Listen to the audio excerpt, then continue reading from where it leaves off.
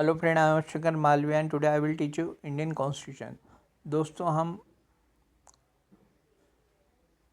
पंचायती राज व्यवस्था की बात कर रहे हैं। भारत का एकमात्र राज्य आंध्र प्रदेश है जहां अल्पसंख्यकों की पंचायतों में आरक्षण दिया गया है। उत्तर प्रदेश में महिलाओं को 1/3 भाग सीटों का आरक्षण प्रदान किया गया है। मध्य प्रदेश, बिहार, उत्तराखंड में महिलाओं के लिए 1/2 सीटों का आरक्षण दिया गया है। भारत में पंचायती राज व्यवस्था का वास्तुकार बलवंतराय मेहता को माना जाता है। स्थानीय स्वशासन और राज्य सूची का विषय है। पंचायतों का सदस्य बनने की न्यूनतम आयु 21 वर्ष होती है। अरुणाचल प्रदेश एकमात्र ऐसा राज्य जहाँ पर अनुसूचित जाति की सीटों का आरक्षण नहीं दिया गया है। मेघालय, मिजोरम तथा नागालैंड में पंचायतों का गठन नहीं किया गया है। इन राज्यों में एक स्तरीय जनजातीय परिषद कार्यरत है। 24 अप्रैल को प्रत्येक वर्ष राष्ट्रीय पंचायती राज दिवस के रूप में मनाया जाता है। उत्तर प्रदेश पंचायती विधि संशोधन विधेयक वर्ष 1994 में पारित किया गया था, जो 22 अप्रैल 1994 को लागू हुआ था। स्वतंत्र भारत के प्रथम पंचायती राज मंत्री सुरेंद्र कुमार डे थे। वर्तमान में केंद्रीय ग्रामीण विकास व पंचायती राज मंत्री श्री गिरिराज सिंह हैं। ऐसे राज्यों में जहां जनसंख्या 20 लाख से कम है, वहां मध्यवर्ती स्तर पर पंचायतों का गठन नहीं किया जा सकता है। अनुसूचित क्षेत्रों में संबंधित पंचायत विस्तार अधिनियम पेशा का निर्माण 1996 में किया गया था।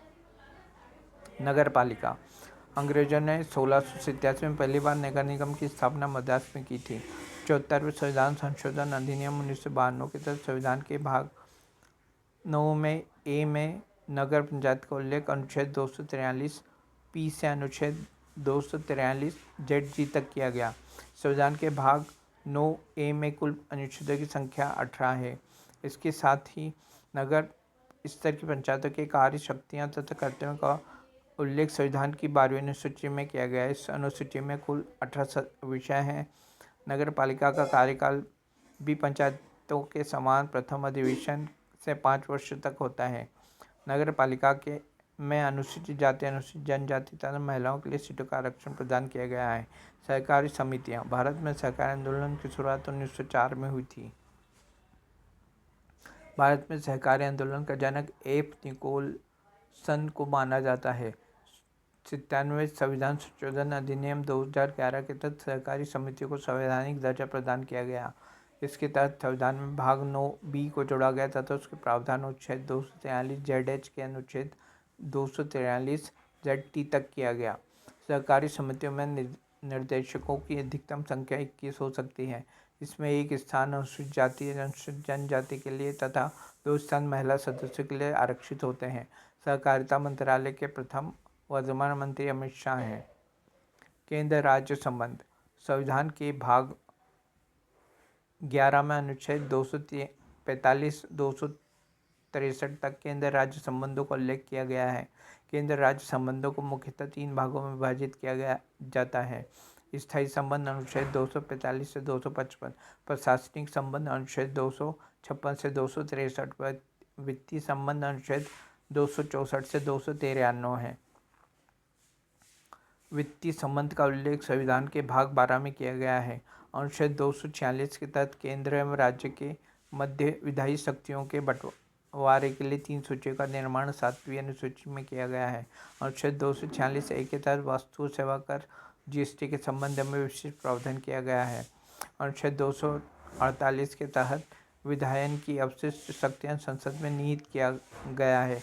अनुच्छेद 249 के तहत राष्ट्र हित में राज्य सूची से संबंधित विषय पर संसद को कानून बनाने की शक्ति दी गई है। अनुच्छेद 250 के तहत आपातकाल की स्थिति में राज्य सूची से संबंधित विषय पर संसद को कानून बनाने की शक्ति दी गई है। अनुच्छेद 253 के तहत संसद को अंतर्राष्ट्रीय समझौते पर अमल करने के लिए विधि बनाने की शक्ति दी गई है। अनुच्छेद 262 के तहत संसद विधि बनाकर अंतर्राज्यीय नदियों तथा नदी घाटियों के पानी से संबंधित विवादों के संबंध में न्याय निर्णय कर सकती है।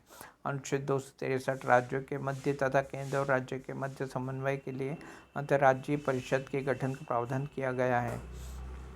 101वें संविधान संशोधन अधिनियम 2016 के तहत अनुच्छेद 279 ए जोड़ा गया है, जिसके द्वारा राष्ट्रपति को जीएसटी परिषद की स्थापना की शक्ति प्राप्त होती है। केंद्र राज्य संबंधों के संदर्भ में वर्ष 1966 में मोरारजी देसाई की अध्यक्षता में 6 सदस्यीय प्रथम नागरिक प्रशासनिक सुधार आयोग का गठन किया गया था। वर्ष 1969 में डॉक्टर वीपी राजमन्नार की अध्यक्षता में 3 सदस्यीय राजमन्नार आयोग का गठन किया गया था। धन्यवाद।